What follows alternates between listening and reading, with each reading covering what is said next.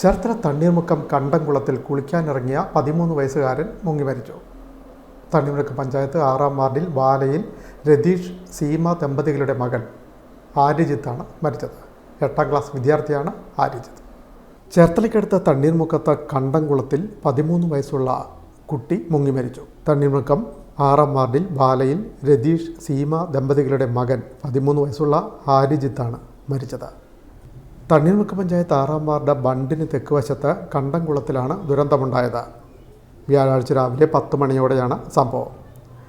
ഉച്ചയ്ക്ക് പരീക്ഷയ്ക്ക് പോകുന്നതിന് മുമ്പായി ആര്യജിത്ത് കൂട്ടുകാരോടൊപ്പം കുളത്തിൽ കുളിക്കാനിറങ്ങിയതാണ്. കുളിക്കുന്നതിനിടെ കുട്ടി താഴ്ന്നു പോവുകയായിരുന്നു. അയൽവാസിയും പഞ്ചായത്ത് മെമ്പറുമായ ബിനുവിൻ്റെ നേതൃത്വത്തിൽ തെരച്ചിൽ നടത്തി കുട്ടിയെ കരയിലെത്തിച്ചു.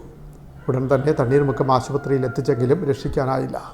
മൃതദേഹം ചേർത്തല താലൂക്ക് ആശുപത്രിയിൽ എത്തിച്ച ശേഷം അരൂക്കുറ്റി ആശുപത്രി മോർച്ചറിയിലേക്ക് മാറ്റി. എറണാകുളത്ത് ബോട്ട് മാസ്റ്ററായ രതീഷിൻ്റെയും വ്യവസായ വകുപ്പ് ജീവനക്കാരി സീമയുടെയും മകനായ ആര്യജിത്ത് കോക്കമംഗലം സെൻറ് ആൻ്റണീസ് സ്കൂളിലെ 8ാം ക്ലാസ് വിദ്യാർത്ഥിയാണ്.